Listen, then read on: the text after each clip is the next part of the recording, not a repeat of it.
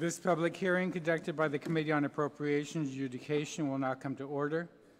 Notice of the public hearing was disseminated to all local media outlets via electronic format on Monday, November the 20th, 2017, with a second notice provided on Friday, December the 1st, 2017. Notice of the hearing was also made known on the Guam Legislature's website. There is only one item on today's agenda, and that is Bill 204, relative to the renovations at Simon Sanchez High School. I'll have the author read the entire title and explain it, but first I want to apologize to the public for our delayed start. We just finished voting, and it took a while to transfer the cameras from one side to the next. I want to thank my colleagues for joining me this afternoon. As the public may know, this is a two-part hearing. This afternoon, we are here at the Guam Legislature Hall, and then we will recess, and at 6:30, we will reconvene at the Simon Sanchez campus at the request of the Simon Sanchez community to hear their testimony from the parents and the entire Simon Sanchez High School community. So I want to thank my colleagues for being with me this afternoon. I want to acknowledge my Vice Chairman and the sponsor, Senator Uggan, Vice Speaker Terlahi, Senator San Augustine, Senator Castro, Senator Nelson, Senator Ada, Senator Rodriguez, and Senator Morrison.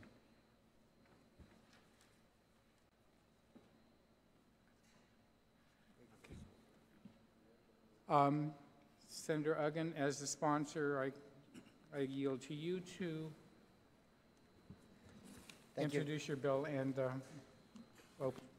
Thank you very much, Mr. Speaker. First and foremost, you did mention that it's a two-part public hearing this afternoon, which we just started, and then over Simon Sanchez High School. So I just want to personally thank you very much for accommodating the community, the students, the faculty, and the staff of Simon Sanchez High School for their request.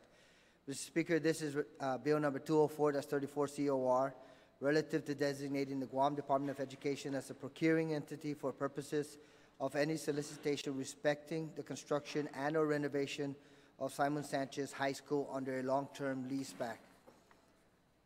For several years now, the rebuilding of Simon Sanchez High School has been at issue and has faced several challenges, particularly the numerous protests that have come from competing contractors, all at the cost of the students, staff, and faculty at Simon Sanchez High School.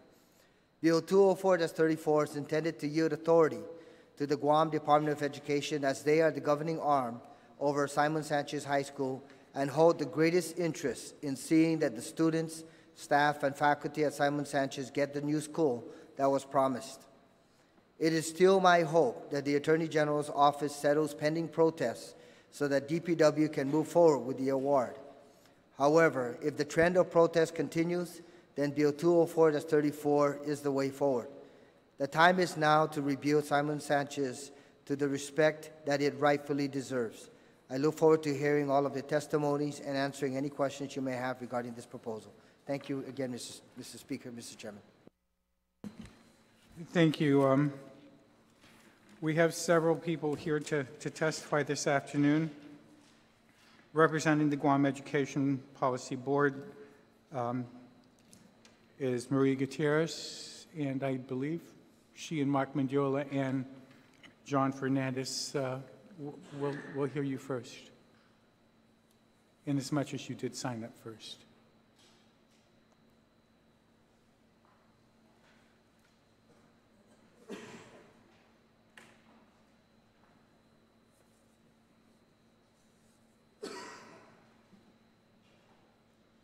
You recognize, Madam Chair. Good afternoon, Speaker Cruz, members of the 34th Guam Legislature. My name is Maria Gutierrez. I am the current chairwoman of the Guam Education Board. I will read my written testimony. Dear Speaker Cruz, thank you for allowing me to testify in my capacity as chairwoman of the Guam Education Board. Members of the Committee on Safe and Healthy Schools met yesterday with the superintendent and his team to discuss Bill 204-34. We recognize the urgency and importance of rebuilding Simon Sanchez High School because we answer directly to the employees, students, and families who have to go to school there each and every day. At the same time, we recognize the complexity of the procurement to rebuild Simon Sanchez High School. In our discussion with the superintendent, he emphasized the need to ensure that we continue to work with our partner agencies to ensure that they're able to lend the expertise to this project. Further, he emphasized the importance of relying on our existing procurement law and regulations to facilitate this procurement and to avoid legislating too many specifics that might lead to a potential protest. If this procurement is given to GDOE to manage, I can say confidently that our board will work to support the superintendent's efforts to get this done in a professional and timely manner with a focus on the needs of our Simon Sanchez High School students. The board has not taken a formal position on the legislation, but will have this matter on its agenda for our December 12, 2017 regular meeting. Should the board finalize its position on Bill 204-34 at that meeting, we will submit our formal position to the committee within 10 days allotted for submission of testimony. Again, Jesus Maasi for the opportunity to testify and for your support for GDOE and Simon Sanchez High School. Sinceramente, Maria A. Gutierrez. And Speaker and members of this legislature, I also have my colleagues here, Mr. Mark Mendiola, the Vice Chair, Mr. James Lujan, the Chair of the Committee on Safe and Healthy School, and Member Lourdes Benavente, if you have any question. Jesus Maasi. Thank you very much, Madam Chair. Mr. Superintendent, you're recognized. Good afternoon, Havaday, Speaker Cruz, and members of the committee. You have before you a copy of the testimony. It's roughly 2 pages, but I will also go ahead and read into the record just the highlights of the letter. On behalf of the Guam Department of Education, I offer testimony in support of Bill 204-34, which would transfer authority for the procurement of rebuilding and financing Simon Sanchez to GDOE. As representatives of our stakeholders in education, and especially the stakeholders of Simon Sanchez High School, we have a special stake in this initiative. Our support, however, is accompanied by several conditions that should be met in order to ensure we are successful in this effort and not set up for failure. Let me first express our thanks to and gratitude for the Department of Public Works, for GIDA, Guam EPA, Department of Land Management, and the Attorney General for the leadership, time, and effort they have dedicated to this continued procurement effort. Our support for this legislation is not a sign of displeasure at their efforts. In fact, it's a call for greater partnership and support from our fellow agencies, but also a sign to the broader community that we, as direct representatives of our families and students, have been frustrated with the delays and protests and other obstacles that have prevented us from getting Simon Sanchez rebuilt. We are willing to lead and to ensure that Simon Sanchez remains a priority for DOE and for this island, but we need everyone's help. For us to be successful, here's what we would like to see to move forward. First, we note that Bill 204 does not assign or include specific members from other agencies to participate in the procurement process or the evaluation of bids. As I said before, DOE cannot do this alone. We would ask that the bill be amended to require participation of GIDA, DPW, GIPA, and land management to provide technical assistance as needed. We would also similarly request that GIDA and DPW serve on the evaluation committee along with other members that can be selected by DOE. Based on the nature and complexity of this procurement, we want to ensure that we can access the technical expertise of our fellow agencies to finalize the scope of services and conduct the accompanying evaluation, particularly in the areas of design, construction, and finance. Second, given the history of a situation, we do want to have the opportunity to select the procurement strategy that is appropriate and in compliance with existing procurement laws and regulations. That is, we believe it would be challenging if legislation were passed to require a specific procurement method for this project. We are aware of the urgency of this matter and commit to ensuring the project is completed in a timely manner. However, it's clear that we need to conduct the procurement in the right way, not just the fastest way. If given the authority, we would be diligent in selecting and implementing a procurement strategy that makes the most sense for a project of this magnitude. And therefore, we are hopeful that the legislation and any amendments set forth would avoid dictating the specific procurement strategy or setting an arbitrary time frame. Our preference, of course, would be to approach the Simon Sanchez procurement as we did for the 4 most recently leased schools that include Ukuru High School, Astumbo Middle School, Liguan, and Atacao Elementary Schools. In that procurement, we contracted with a company that served as both the financer and developer of the entire project. The contractor would be responsible for the financing, design, construction, and maintenance of the facility through the duration of the lease. In turn, that contractor would have the ability to subcontract work that's needed, including the construction, but would retain primary responsibility for project progress and completion. Third, we would like the flexibility to evaluate the project in compliance with our existing procurement law and regulations. We do not believe that evaluation criteria should be specified, defined, or prioritized by legislation. And I just reflect, for instance, on the prior requirement to deal with the lowest possible leaseback rate. We know that the leaseback rate reflects several different factors, including the cost of construction, the term of the lease, the interest rate of financing. We worry that the setting in legislation that we must prioritize the leaseback rate, with all things being equal, we would be unable to ensure that the highest quality materials and construction that be available for the lowest cost and lowest financing rate under the current definition. I think just that comment, just in general, I think we're just trying to give ourselves the flexibility under the general, procurement law and under the regulations in place, and trying to avoid any extraneous definitions that might conflict, or even though it's intended to be intended with the best intents, might complicate and open us to protest as we go down and go forward in that procurement. So we're happy to discuss, our concern with that further. Fourth, we do want to review all existing public laws and be allowed to make recommendations to the legislature for any further changes needed if we find that they are inconsistent with our chosen strategy. We respectfully request that any recommendations be considered quickly with the hopes of a favorable response.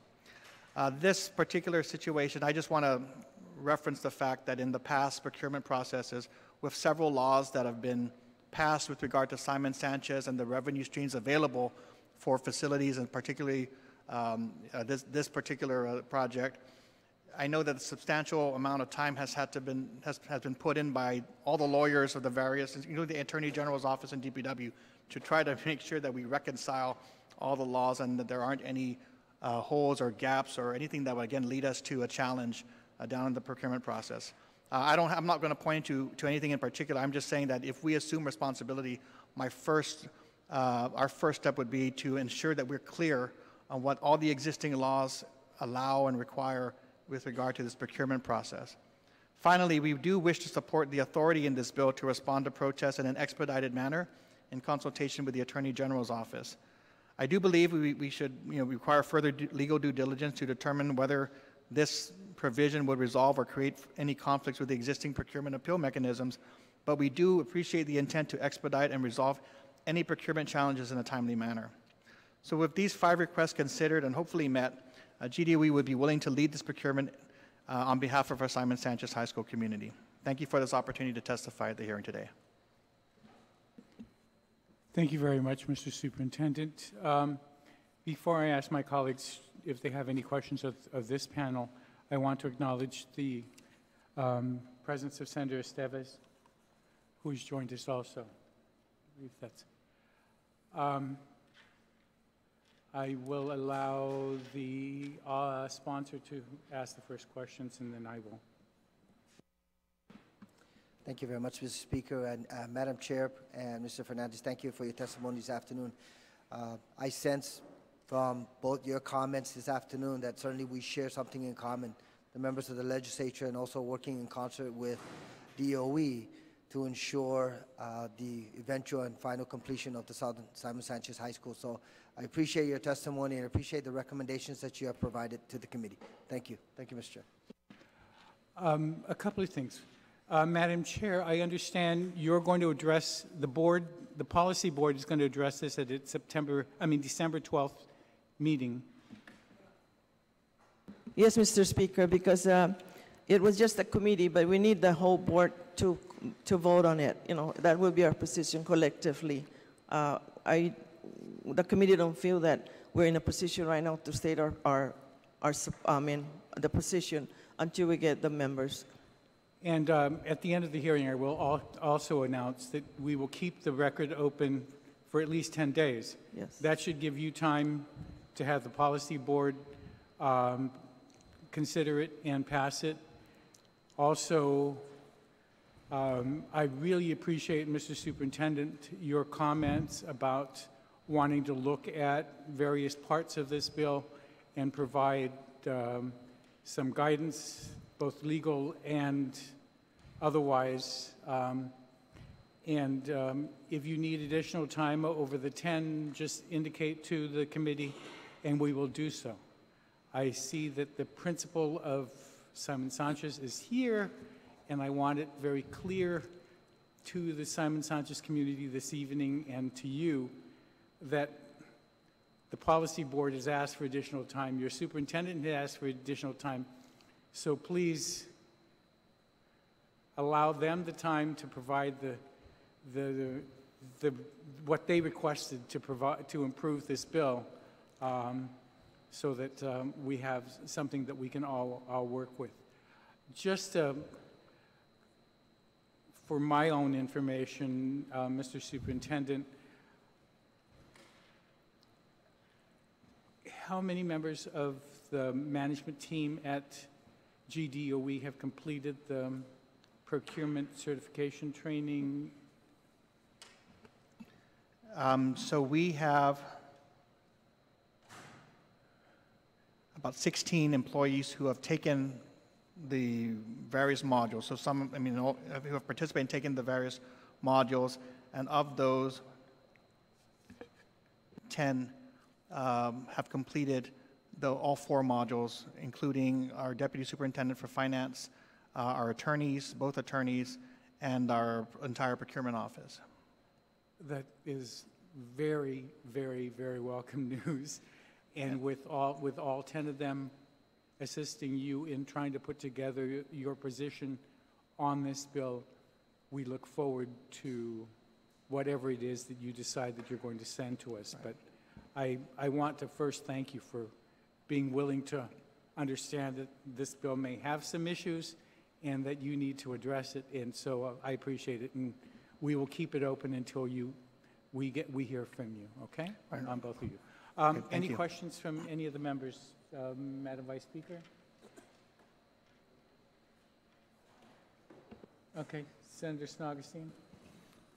Mr. Superintendent, on Bill 58-34 that was passed and now Public Law 34-19, and with the protest that's going on, what role did DOE play with that bill?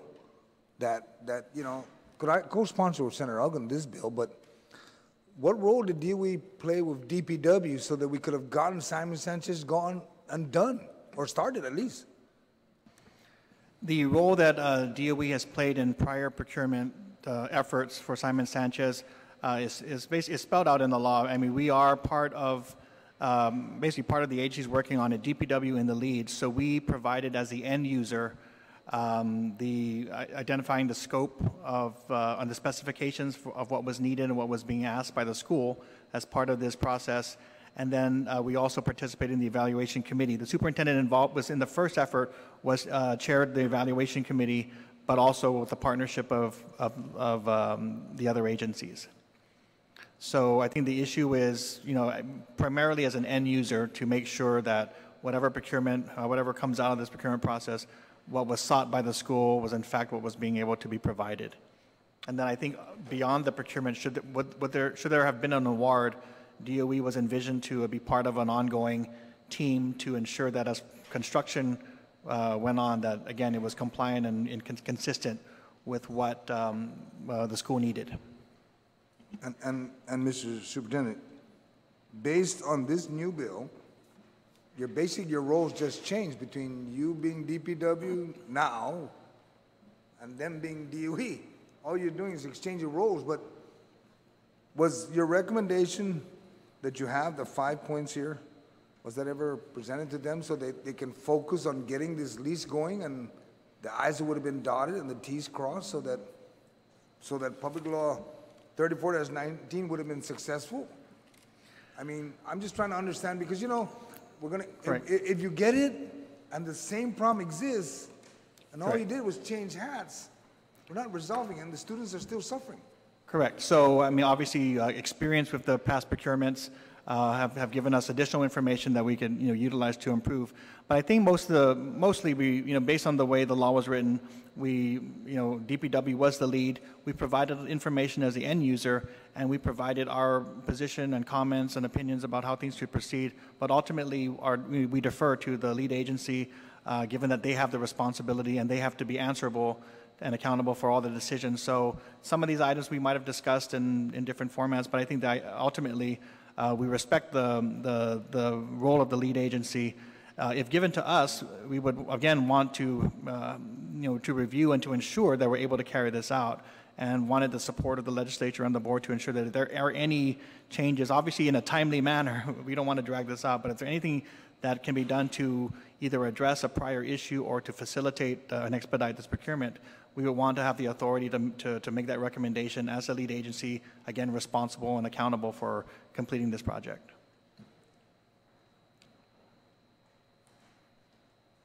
Madam Vice Speaker. Thank you, and thank you for your testimony.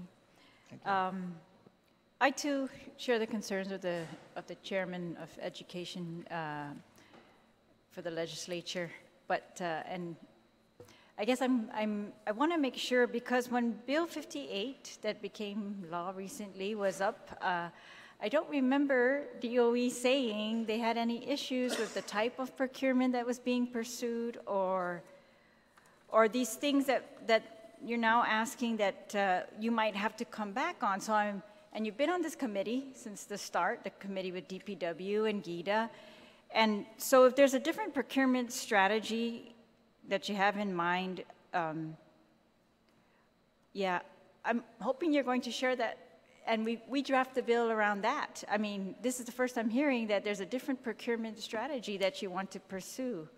I'm also, I mean, because we've tried different kinds. The first one, you were on that committee also, and I remember imploring DOE, take the lead. I mean, you don't have to be the lead in the law, but be the lead. It's your school, right? And just make sure the committee focuses. So I guess I'm just, and you're asking now that we put into this bill, that the assistance again of the other agencies. So it may just end up that we're just switching around who's the lead by, named in statute versus same people on the committee. And I would hope that you were able to do that already on the existing committee. I mean, that, you're able to give your input as to the strategy that they were using, give your input as to how things were going to be rated, the specs, right? And so I guess, like on this third issue here, you talk about you don't want to use this lowest possible lease back rate strategy anymore. And you're worried about this highest quality materials versus the lease back rate, right? I'm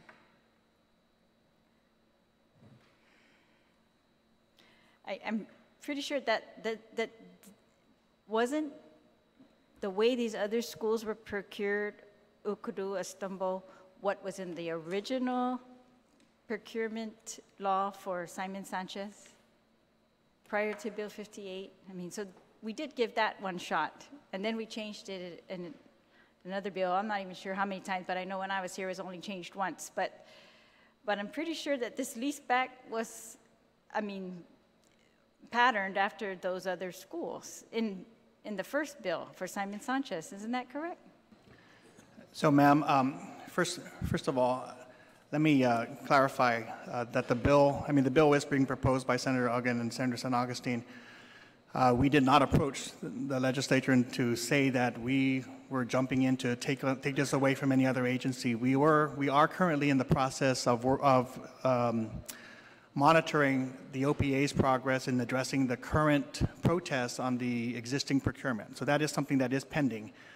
And I think, as Senator Uggan said, if there is some light at the end of the tunnel and DPW is able to procure an award, I mean, we have no issue. Our issue is trying to get the school built. And we recognize, and I would say that just as you'd commented before in a prior hearing, we recognize the need for DOE to have a voice and to be a leader. I do think that the right leadership is, if that's the case, I would believe that this legislation is consistent with that. Because I don't think it's enough for us to make, you know, these points out there, you know, in press releases or vocally in testimony without having any ability or responsibility or accountability for the project. So I hope that the committee will understand our respect and deference to DPW as the lead agency identified in legislation to take this on. So when we do have internal discussions about directions to go, I mean, as you recognize, prior legislation on other projects are set up similarly. They, you know, identifying and authorizing the lease of land, identifying the revenue streams and so forth. But there are decisions that are made in the implementation that, you know, for instance, the option to go through an RFP, the option to go through an IFB, and whether that's appropriate, the option to go to a multi-step IFB. I mean, these are different options that can be looked at given, you know, our existing procurement law. And so when the lead agency decides to go down one path, as the end user, you know, and given the authorities that we have or do not have, we tend to say, look, we defer to your judgment, you know, we're willing to fall, just let us know how we can help.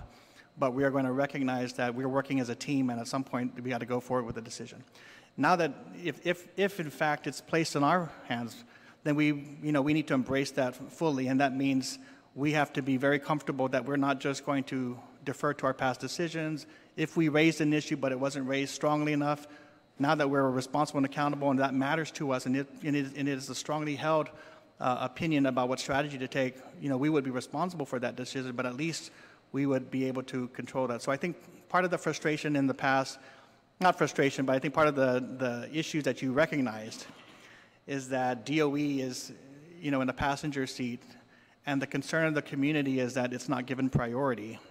I don't believe that's the case. I believe GITA and DPW and all the partners have prioritized it, but I still think that what you're hearing from the community is the desire to see DOE grab this by the horn, as you've also suggested, and run with it. And I'm just emphasizing that just changing the responsible agency is not enough. We still need that partnership. We're going to have to do this as a community, but we should also look at some of the, you know, based on our experience, any changes to the legislation that might improve this next round of procurement. Right. Okay, so then I also want to tell you that I very much appreciate your testimony. You've spelled out some details that really do show that you have a good grasp of the procurement challenges that you're going to face if this authority is given to you. For example, your last point about this expedited, you know, how to quash a protest, I guess. It's a very tricky thing, right? It seems like the only standard that's going to be put in place is this, the standard would be that the AG and DOE make a determination that the award of the contract without delay is necessary to protect substantial interests of the territory. And there are so many substantial interests of the territory that need to be weighed. I would hope that, yeah, you have a good grasp of that, that yes, we need a school. We needed it years ago. We also need a procurement system that is fair, right? And so I just want you to bear that in mind. It's a huge responsibility to bear all the interests of the territory when, you know, you're one agency, you're DOE, and I know maybe your most important interest is the school. Right. So it's a big burden, I think. I mean, if I might respond, and you know, we addressed this as with our board members and with our team. First of all, we appreciate it. We would love to find a way to make sure we have that an opportunity to expedite it. I mean, right now, when we don't have a timeline, when there isn't a time frame, that becomes the other side of the coin where, we're not sure when we're going to be able to get the project finished. So we do feel like there should be a way to try to at least put some time frames, whether it's on the OPA review, agency review, and strengthen or look at the the AG's authority.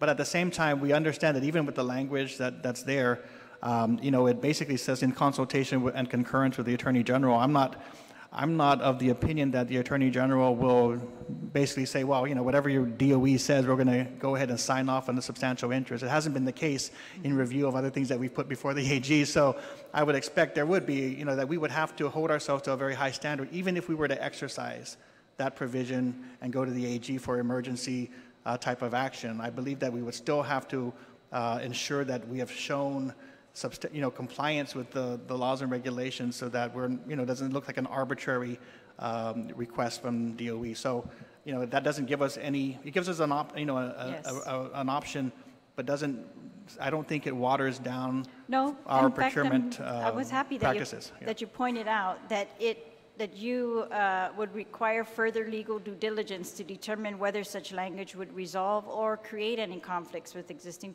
procurement appeal mechanisms.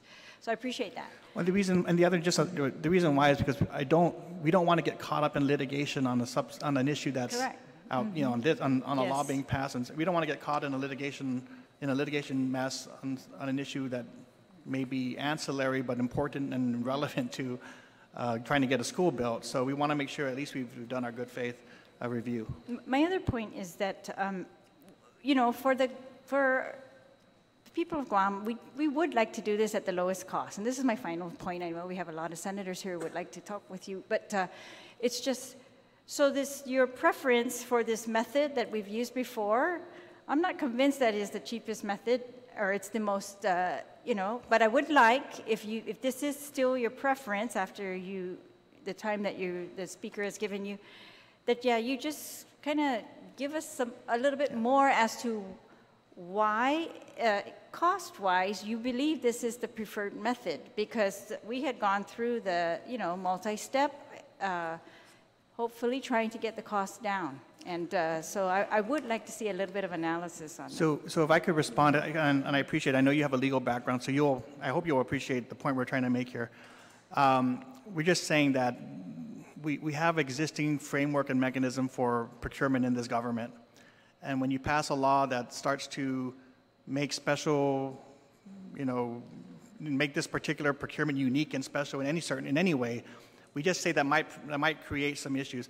I don't disagree with the intent of the lowest leaseback rate. It clearly reflects a policy decision, and I think there's positives and negatives.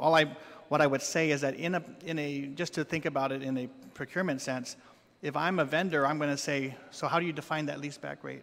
And I could find a couple of different ways to say, how are we going to evaluate what the lowest leaseback rate? What happens if your costs are higher and your financing rate is lower, and there are mechanisms, there are other factors that affect the leaseback rate. So either, if we're going to define it in legislation, we find a perfect definition that is not susceptible to challenge, or we rely on the case law that's been developed around commonly accepted procurement terms that have already been probably tested. So prior to the lowest leaseback rate, we were talking about best value.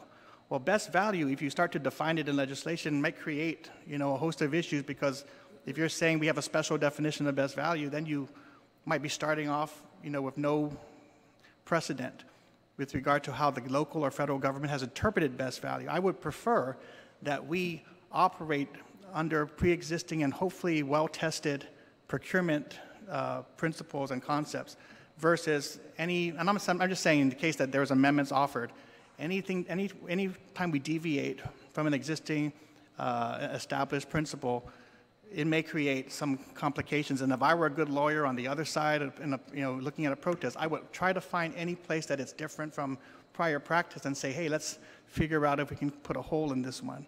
So that's the only general comment I would make. And I think when we were looking at best value, my sense was that, it's not an unusual term. It is a procurement term. And if you were asking to, if you wanted to challenge that notion, then we would let's go to all the case law that has been established around this term so we can make better sense of it versus trying to craft a better definition. Now, I don't know that that was the case with this procurement process. I think the issue there was more about implementation, and what information was being included or not considered as part of that initial procurement.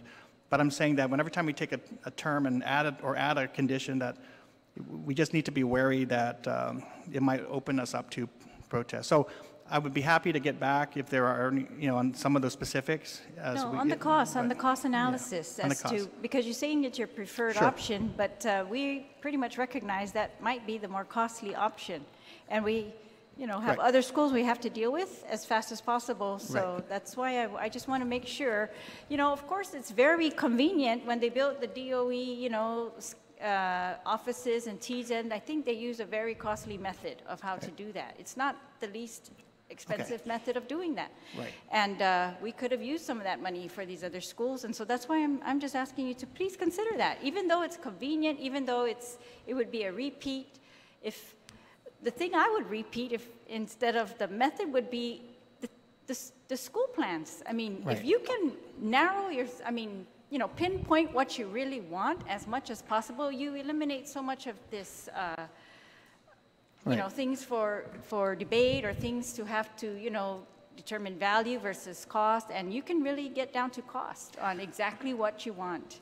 And that's all I'm encouraging, and I will just wait. So it's a valid point, and that's why I said I recognize the policy decision regarding the selection process and how to evaluate it.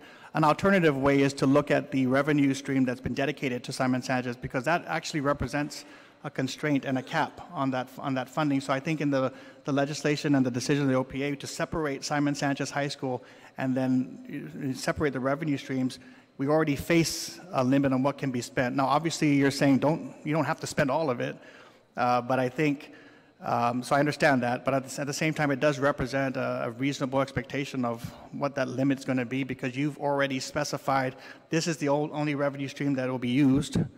So we can do the calculations to determine what kind of lease payment could generate it, and then we can look at. But I think there's a cap already in place. So when it was $100 million, I understand that concern. Now that it's closer to 60 million or more or less, or somewhere in that range, 70 million, however you listen to, that represents a decision to try to hit that cost concern. I think the intent of that was to try to push more into the school versus into all the other things, right? More into the school for the student. Okay, thank you. Thank you very much.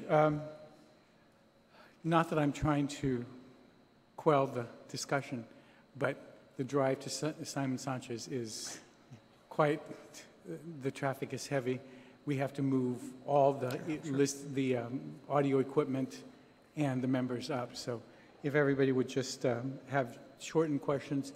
It sounds like we may have to have a second hearing on this bill, because the amendments that are being proposed by the superintendent may require a second hearing. So any questions on this side? You? Go ahead. Yes, Mr. Chairman. First of all, it's interesting how, we've kind of come back full circle on this thing, because I remember the first oversight hearing that we had on this, I kind of got on the pulpit here and said, well, DOE should get in there, and it's your facility, be more in charge of what's going on. And as a result of that particular hearing, we all agreed that, when you really take a look at the specs of what we wanted, it really was not quite there, and we went back, and that got further clear. But the irony of it all is that it wasn't really so much the procurement method that was being used, whether it was RFP or an IFB. The things that stopped everything in its tracks had nothing to do with that. When we were going down the route of the RFP, it ended up at OPA because in the solicitation package, it was asking for things which the law very clearly said should not be in there. When we decided to go to the IFB, it's ended up in the OPA because throughout the solicitation package, the package said, you will do this according to this agreement or according to that agreement. And so during the question and answer period, one of the bidders simply said, so where is this agreement that you keep referring to? And it took 30 days to come back for somebody to say, oh, we don't have it. That was it. It had nothing to do whether it was an IFB or an RFP or whatever. Right. Somebody was just asleep at the wheel. The only other comment that I would like to make is that, you know, right now the law, I guess the big difference here is that this bill is in the interest of trying to expedite the process so that when somebody issues a protest, we're going to be able to cut it at the pass and come to a decision. And I'm afraid that what's being proposed here, by taking away the due process, which the law right now allows for, is going to end up delaying this. We're going to end up in court. And you know what happens when things go to court, right? You never see it again for a long time because they have a backlog. And that's what I'm concerned about here. But the law right now, everything says that, you know, after consultation, in fact, I'll just read it here real quickly. And you fill in the blanks. The blank blank, after consultation and written concurrence with the Attorney General, if you can just follow along here, it's word for word, makes a written determination that the award of the contract without delay is necessary to protect the substantial interests of the territory. That's already in the law. Now, that's also what's being said here. What's different is that in the law, it says that unless the governor has declared an emergency declaration, you have to give the protester at least 2 days' notice. That gives them a chance to be able to say, if he doesn't agree with your determination, he can then appeal it up to OPA or take it up to the next appeal method. But what we're doing now is we're eliminating that due process. And I believe, I'm not a lawyer, but I think that's going to end us up in court so quick. You know, we probably won't see Simon Sanchez for a while. What is the answer? I don't know. It's just really flabbergasting when a solicitation package goes out and says, you will do things according to this agreement here, this agreement document that's attached. And then when the simple question is asked, well, where is that agreement document? They come back nonchalantly after 30 days and say, no, it's not attached. You didn't overlook it. We just don't have it. And up to now, so what do they do? They choose to terminate the solicitation instead of trying to fix it. So it seems like, you know, the heads have got to come to the table, and we've got to clear this thing. You know, I introduced the bill. First it started out with the RFP, and then we had to do some amendments to it, try to tweak that. I was even actually going to introduce a bill similar to make DOE be in charge. Everybody said, no, no, no. Gita approached me and said, we want to do it because we have an engineering firm that's on contract and they can put the package together. And we have another firm, a financial firm that can go out and assist. And then the next day, just after we had introduced it, they backed off. Sometimes I'm wondering, do we really want to build Simon Sanchez? So, you know, I'm just as frustrated as you are, but I certainly want to see Simon Sanchez built, you know, just like you do and just like those kids do. Thank you. Can I do a short response? Thank you. Are there let's just get the questions in. Are there any questions down here? Do you? None? Okay, go ahead, and then we'll get to the Just next. really shortly, I think simply to answer your questions about the prior solicitations is that if we were responsible, then we could sit here and discuss the decision-making. We weren't, and that's part of the issue.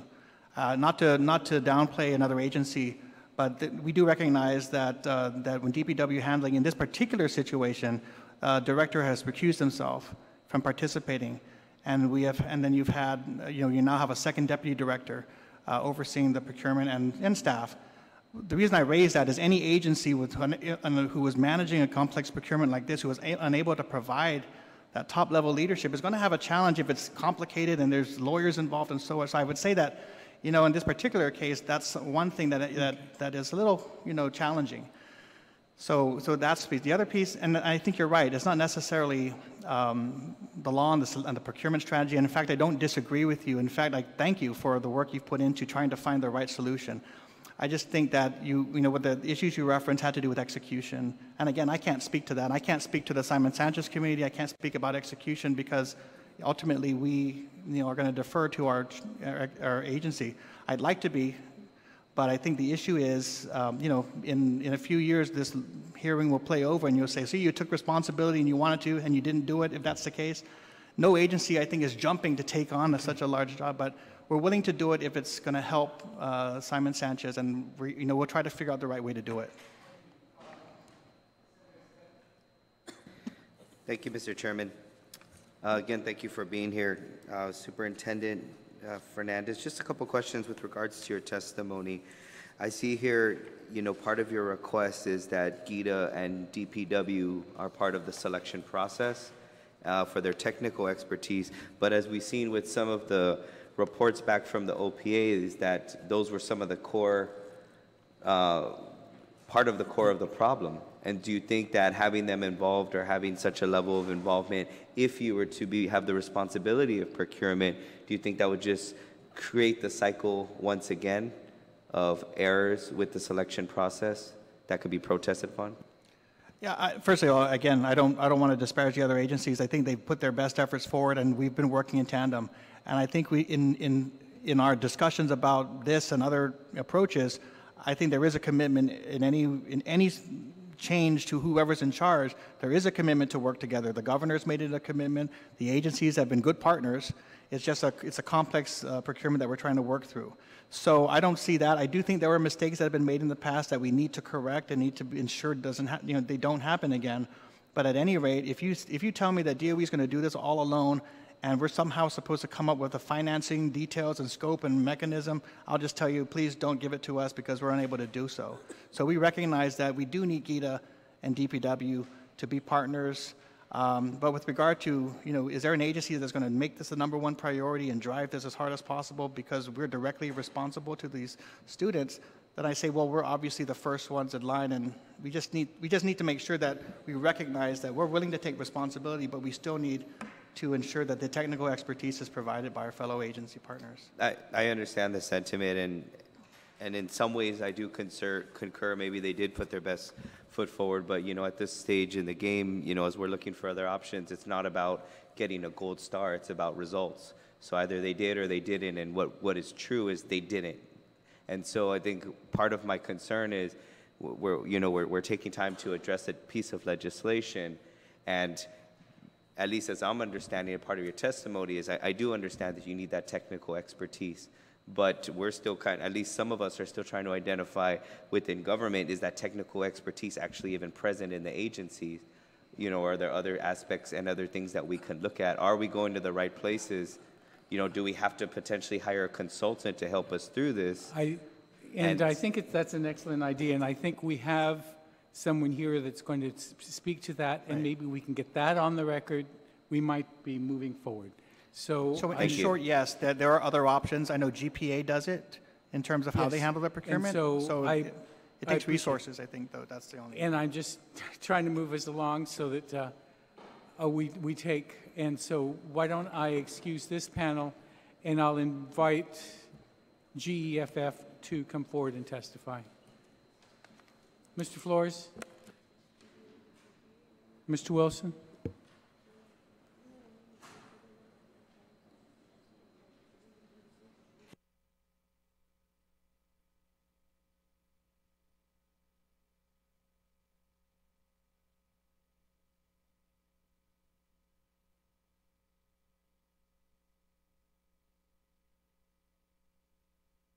The floor is yours. Whoever wants to speak first. Senator Cruz, members of the 34th Guam Legislature.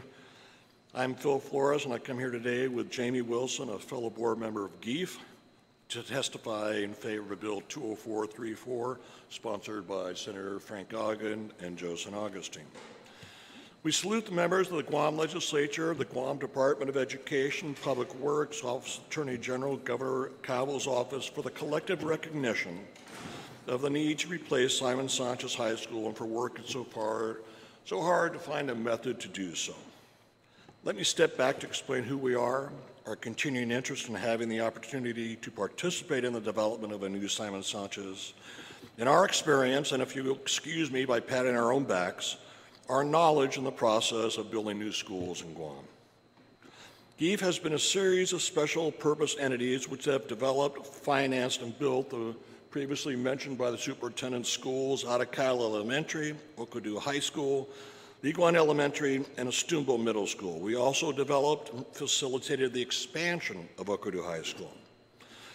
We were recently awarded the development of a new Simon Sanchez High School. However, the procurement process, as we know, was protested, appealed, and eventually halted as a result of rulings by the Office of the Public Accountability. In each of our endeavors, we have put together teams to design the schools with both construction and long-term maintenance costs in mind, to finance the construction of the school on favorable terms, to physically build each school, to furnish the FF&E, and just as important, to maintain each of the schools. But where are we now as a community? Despite the aforementioned collective knowledge and multiple efforts of the stakeholders, we are still struggling to get through the very basic first step, procurement. Now it is being proposed to hand off the procurement lead to the Department of Education, but to my knowledge, despite having 10 people pass studies, they do not have the required expertise in-house to do so. Moreover, the GDOE staff has current jobs that require daily attention. And it's more than just getting the procurement requests out. It is making sure we have a 21st century learning facility to design. It is making sure the construction process is monitored from start to finish. It is making sure we have the proper FF&E. It is making sure we have the best financing available, and that's just for starters. Again, it's a monumental task, and the specialized expertise does not reside at Guam Department of Education. We have put together a white paper which proposes a method for GDOE to hire a special purpose entity with the necessary expertise through an RFP. The entity would work with GDOE to provide the design, financing, and other needs to build a new Simon Sanchez High School. That would be phase one. Phase two would then be to contract out for the actual construction of the school by a general contractor. The selected general contractor would be fully bonded and selected through a transparent invitation for bid process. The proposed approach would generate greater interest from the Guam contractor community and provide the detail needed to conduct a more traditional invitation for bid process as proposed in PL 3419. It would be also be so important that whoever was involved in phase one would not be a party to phase two. That would be like the fox guarding the hen house. I'll realize that our time is limited, so I'm going to ask Jamie if he could please comment on the white paper. Thank you, Phil, and thank you, Mr. Speaker, and senators for the opportunity to be here. I have been involved with GDOE going back to 2004 with the original schools and was a part of that original process, and I've been through this evolution for a long, long, long time. And of course, that was done much differently than what was proposed with Simon. But here, what I've heard today, and what I think the frustration point is how to create a path forward for Simon. And when I went back and looked at, some of the challenges that we had as a part of the offering team, when we looked at the original proposal, as well as the one that was just issued earlier this year and then canceled, we feel like we have come up with a strategy here that would make sense. and it would solve many of the problems that might preclude or hopefully minimize the chance of a successful protest or perhaps a protest at all. And what this would do is it would essentially sort of outsource the to a group like ours, but through a process, a selection process, and by which what would happen is we would work directly with GDOE, with GITA, with even DPW, whoever the appropriate agencies are. But if GDOE is leading the charge, then certainly that's where it would be. But it would be to come up with a design and a program for the school that would reflect, you know, a forward-looking facility, and it would be able to test some of the things that the Department of Education wants against a budget, you know, and determine, okay, this is affordable, or we believe that you can do this, or you can't do this.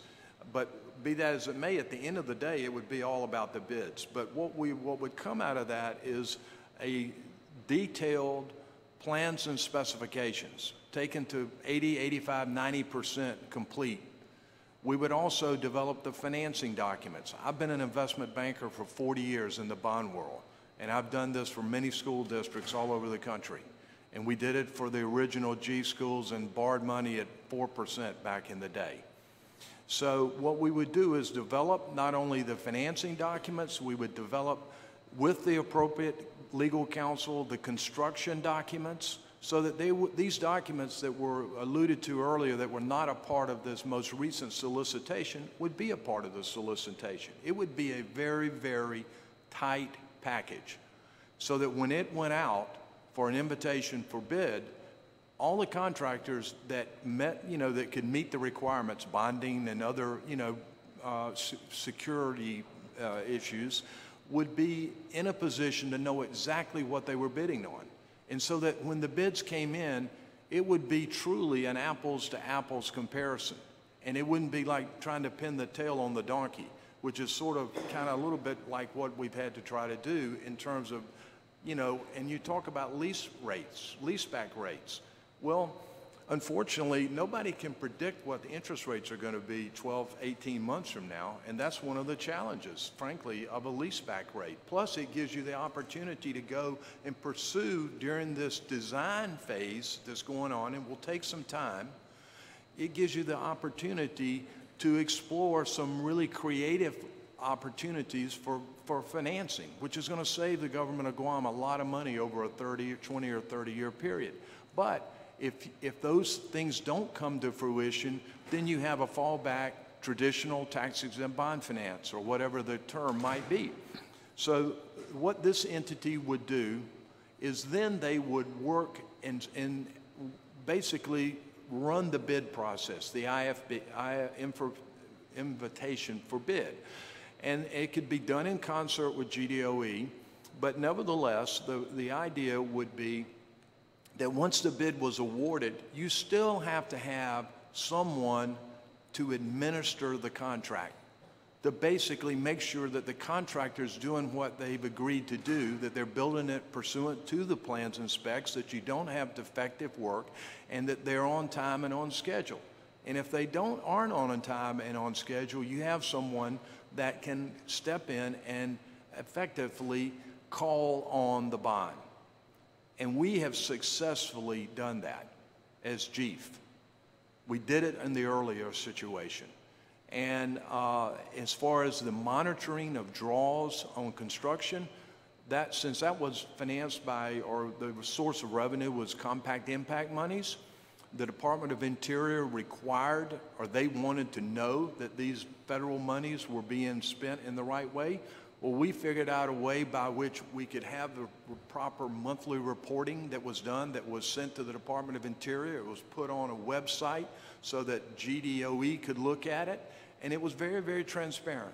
So the long story short is, we think that this method that we're talking about would basically get the government to a point where you could probably avoid having a protest, because there would be not much to protest, quite candidly. I mean, it would be all black and white right there to look at.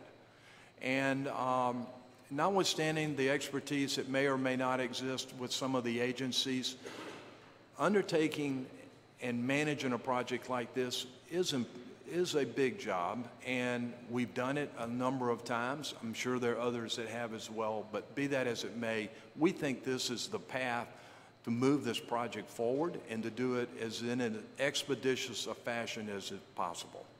So I'll stop right there. I've kind of been a little long-winded, but hopefully the white paper lays out in more detail how a firm like ours would work with GDOE, and you could certainly amend or tweak, you know, some of these responsibilities, but hopefully it's somewhat self-explanatory. First, I want to thank you very much for coming to my office and presenting this white paper day before yesterday. But just to underscore what Mr.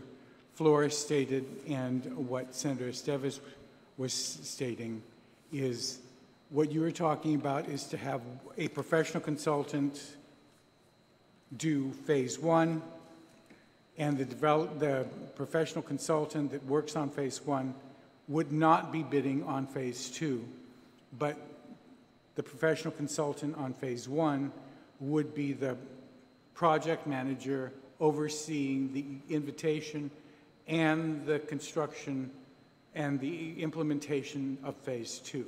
That is correct. And that's the proposal that you're coming up with. I'll have my colleagues, I had the opportunity to ask you questions before, so if anybody wants to pose any questions, I'll ask the sponsor and then anybody else. Okay. I have a question. Go ahead. I think what you've laid out is a very good path forward. In fact, GPA and GWA does the very thing. The difference is that GPA has the finances to be able to pay for the phase one work. And I'm just wondering, would the phase one work be, the payment for those services be contingent upon whoever gets the IFB for the construction, that he would be required? How would that work? Well, what we would envision is this developer, you know, selection would take care of the pre-development cost, would handle that, and because there's a lot of money that's got to get spent. We're probably talking about what, $3-4 million just for that phase one, right? Well, probably to get it right, to get to 80% drawings. Right. And the other part of the problem with Simon Sanchez, I mean, to be candid, is, you know, there was not good records. I mean, I hesitate. I'm not trying to throw DP under the bus, but there was not good records as far as where all the utilities were. There was you couldn't get good clarity on if there were environmental problems on the site. All that kind of stuff needs to be worked out, because you can't ask a contractor to bid and accept environmental liability. You need to know what's there, you know, and if you eliminate all those uncertainties, you're going to get a much better, tighter bid. But it's still not clear in my mind then. How does phase one get paid for? Unless, what I would envision is there would be, in this case, a leaseback arrangement, and the lease would be negotiated, okay?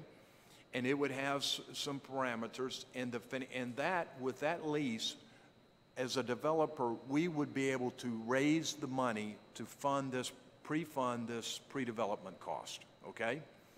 And then when the permanent financing was put in place, when you had a good firm construction bid, then it would take out this short-term financing to be able to do that. All right. Can I make a further point too?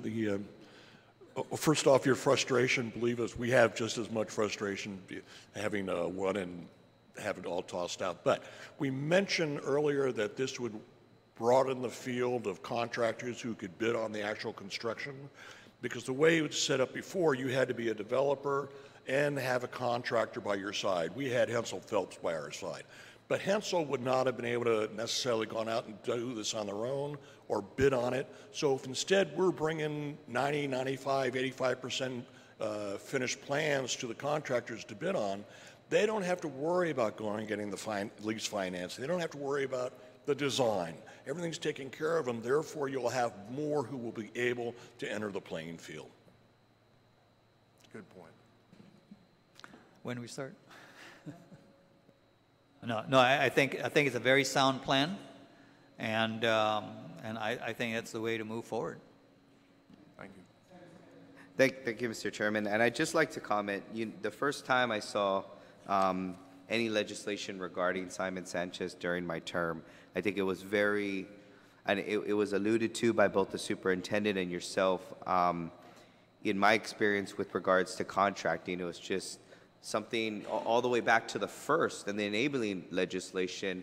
It was just overly legislated, and it just had no idea how contracting actually works, what a contractor has to do. I've been saying this for a very long time, and I'm glad you brought it up, that we do need that variety of different types of contracting services, and splitting into different phases as a multi-tiered bid is extremely important to ensure that you're getting the best quality and the best service from the right experts. I'm very happy to hear that about a plan moving forward. And I think you hit on something very important with regards to how when the question was asked how it's to be funded, and putting that onus on the contractor to ensure that they're able to, when you apply that kind of onus onto the contractor with regards to financing as part of the developing, it really ensures that the companies enacting or companies winning and moving forward have the financial solvency to do this. We've seen oftentimes in many local projects where there is no financial solvency, and they're basically doing the money with very little money, with little capital available and little financial solvency, and hoping and waiting for the money from Gov Guam to continue the work, and that creates unnecessary delays. Both delays because the funding isn't always there right away, and delays also, and then we always get into these legal battles, as I'm seeing. So I'm very happy that it's being brought from somebody within the field and put on the record as this being a valid way to move forward. I'm very supportive of this idea, and I'm glad you came and testified to that today. Thank you. Any other senators? Go ahead. Do you think that we would need to put in the legislation, in addition to putting DOE in the driver's seat, putting in the legislation some kind of assurance with respect to ensuring that, so the consultant goes there and he says, yeah, I'll do all this work here with the assumption that I will get paid back. But what guarantee does he have? I mean, unless it's, I don't know if we need to put that in the law to guarantee that, you're going to get this payment. Well, I think there is a way to structure that, candidly, where you could create the assurances, not so that we're talking about the same thing here, and bring a development team, make them comfortable that they would feel good with going forward. For example, if we know, one of the first things that would have to be done once someone was brought on board would be simultaneously working on a design, and a conceptual design, and trying to get to the point where you could really start to spend money with architects. But the other thing would be to create a financing document of a lease or some form of contract that would be reflected between that development entity and the government of Guam. And with that, I'm confident that we could raise the money, certainly. Okay. Thank you very much. Thank you. Did you? Could you specify, didn't the last bill that we passed here, the most recent public law regarding Simon Sanchez, divide the process up into, didn't it also separate the construction phase or not? That was still all combined? I'm trying to find it in my folder, but... I don't recall the earlier, the most recent solicitation that was done that broke it up. I don't think it did. I'm pretty confident it did not separate it. And to get to this, to procurement of what you propose, particularly in phase one, how do you suggest doing that? I mean, does that require special legislation? Does that require, can DPW just choose to do this?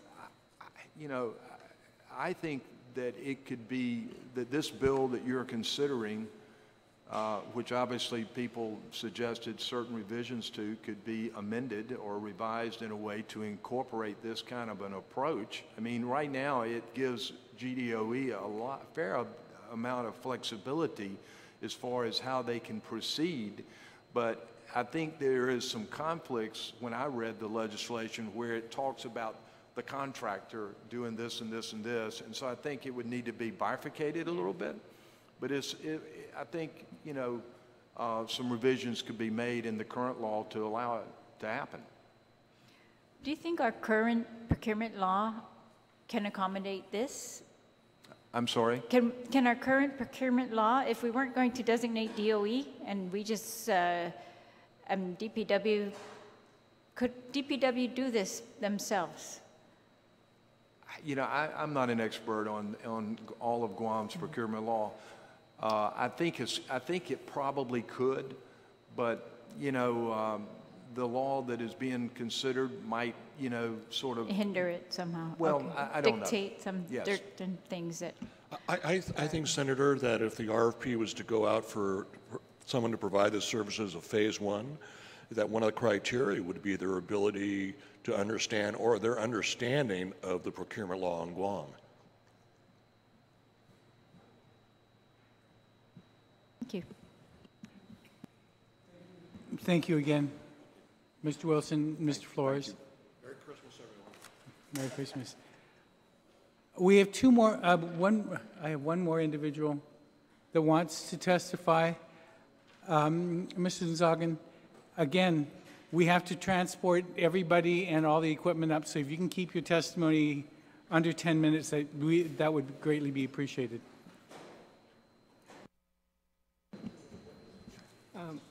Good afternoon, everybody. Senator Agon, Senator San Agustin, thank you so much for introducing this bill, and I would like to commend all of you. Yeah.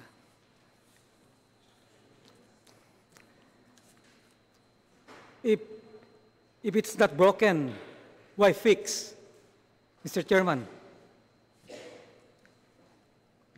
Let the process dictate its course.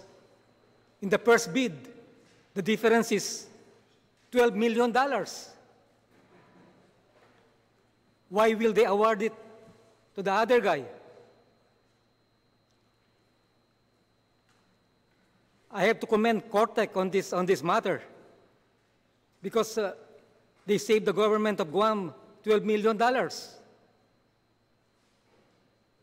That's why, and even you pass this bill, we'll be in the same situation because we are all protected by Bill of Rights and by the 14 amendments that is contained within the provision of the Organic Act of Guam. Whether the Attorney General state that it is for the substantial interest of the government of Guam to award this to somebody that will not deprive the other party to file a protest to the OPA, or in case he lost the OPA's appeal, he can still go to the Superior Court and to the Supreme Court. That's the reality. You cannot deprive any person of life, liberty, or property without due process of law. And that's what Senator Ada indicated a while ago, that even the passage of this bill is not safe. If there is smoke, there is fire. And that's what they did. They filed a protest. And the OPA did a good job. And I have to commend the OPA on this. Imagine $12 million. How many textbooks will it buy? For 12 years, we will have sufficient supply of textbook for the $12 million. And by the way, the textbook, I wonder why, if we're using the same one, because up to now, we're still the lowest in the nation on the SAT test scores. I say this because GDOE is the largest recipient of our general fund, and they cannot always be crying for textbook. They need to be accountable too for their students to achieve higher standards. We have tried all the good superintendent from Mr. Flores, and Mr. Regis, Senator Underwood, and I think the best superintendent, Mr. Fernandez. But I think the issue here is the program. Once you start amending the program, then the USDOE official will say, oh, we have to protect the investment. You cannot amend the program because the program is not working. Why you have to protect the investment? So amend the program. Maybe that's the problem. Mr. Senators, the easiest way to fix this is conduct an oversight hearing against the public works officials. All what is lacking now is the contractual agreement. And that's very easy to provide. That's the only way now. That's why they're protesting. Provide it, and everything will be in order. And then we should get away from this leaseback financing. In my opinion, it costs us a lot of money. You might as well borrow direct from the bond market. At the same time, we're only dealing with one loan. Because every year, just like JFK, from 74 million, it went down to almost 200 million of expenses. We are not saving money on this leaseback financing for 30 years. We might as well borrow money directly and then have it bid and use the method of IFB, invitation for bid. Whoever is the lowest bid, give it to him. As long as he complies with all the requirements specified in the bid. It's just as easy as that, simple. And then the other method, the other reason why I believe there's a problem, because of the failure of the administration or the legislature to implement the Section 5900 of Article 14, Chapter 5 GCA, as mandated by Section 5900, is the establishment of Guam Procurement Advisory Council. And this was never been implemented. And who are these members? The Attorney General, the Public Auditor, the Compiler of Law, the Chief Procurement Officer, Director of Administration, Director of Public Works, an attorney in private practice, Guam resident, experience in procurement, Guam resident, experience in procurement, from retail or service sector, chairman of the Board of Accountancy, dean of the School of Business, and the council shall elect its chairperson. Everything is in place.